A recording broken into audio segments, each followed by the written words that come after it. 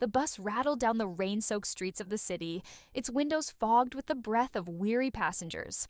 Among them was the Martha Johnson, a 67-year-old retired nurse with kind eyes and a gentle smile. She clutched her worn handbag tightly, her fingers brushing against the small cross necklace she always wore. It had been a long day volunteering at the community center, and all she wanted was to get home. As the bus came to a stop, Martha climbed aboard, nodding politely to the driver. She scanned the seats, her eyes landing on an empty spot next to a middle-aged white man with a scowl etched deeply into his face.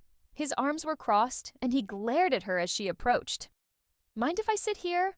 Martha asked, her voice soft but steady. The man's lip curled in disgust. "Find another seat," he snapped, his tone dripping with hostility. Martha paused, her heart sinking. She had faced this kind of prejudice before, but it never got easier. She glanced around the bus, but every other seat was taken.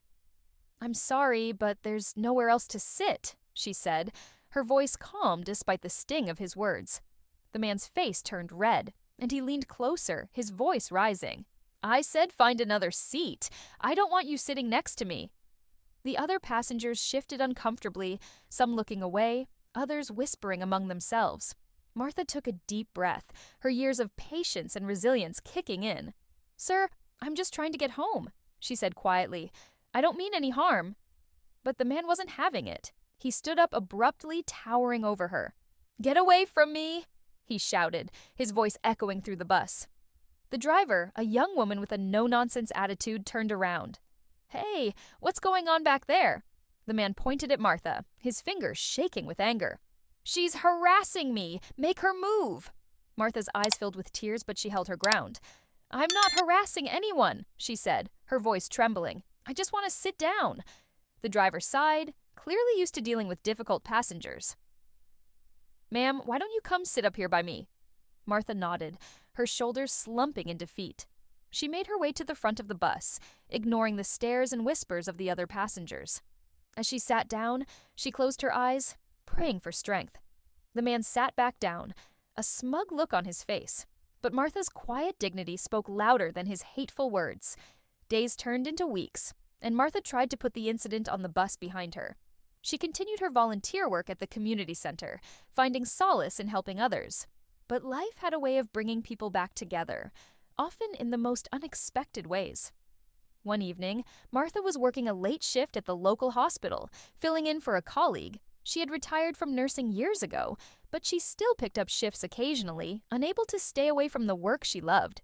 The emergency room was bustling, the usual chaos of a Friday night in full swing. Martha moved with practiced ease, her hands steady and her mind sharp. She was in the middle of checking a patient's vitals when the doors burst open. A man rushed in, carrying a small boy in his arms. The child was pale, his breathing labored, and his face twisted in pain. "Help! Somebody help my son!" the man shouted, his voice frantic. Martha's heart skipped a beat as she recognized him. It was the same man from the bus, the one who had refused to let her sit next to him. For a moment, their eyes met, and Martha saw the fear and desperation in his. But there was no time for hesitation. She sprang into action, calling for a gurney and barking orders to the other nurses. "What happened?" she asked as they wheeled the boy into a treatment room. He was playing outside and he started choking," the man stammered, his face pale. "I don't know what to do." Martha nodded, her focus entirely on the boy. She checked his airway, her hands moving with precision. "He's not choking," she said after a moment. "It's an allergic reaction. Does he have any known allergies?" The man shook his head, his hands trembling. I don't know. His mother usually handles this stuff." Martha didn't respond. She grabbed a syringe and administered an epinephrine shot, her movements calm and deliberate. Within moments, the boy's breathing began to ease, and color returned to his face.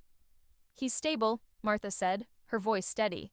"But we need to monitor him closely." The man sank into a chair, his head in his hands. "Thank you," he whispered, his voice breaking. "Thank you so much." Martha nodded, her expression unreadable. She turned to leave, but the man reached out, grabbing her arm. "Wait," he said, his voice trembling. I know you."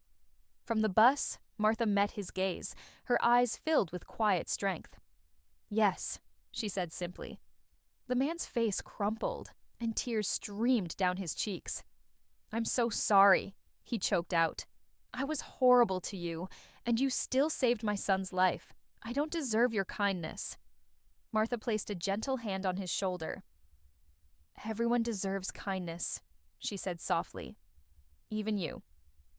The man sat by his son's bedside all night, his mind racing with guilt and gratitude. When morning came and the boy was out of danger, he sought out Martha. She was in the break room, sipping a cup of tea and staring out the window. She looked up as he entered, her expression calm but wary. "Can I sit?" he asked, his voice tentative. Martha nodded, gesturing to the chair across from her. The man sat down, his hands clasped tightly in his lap. "I don't even know your name," he said after a long pause. "Martha," she replied. "Martha," he repeated, as if testing the sound of it.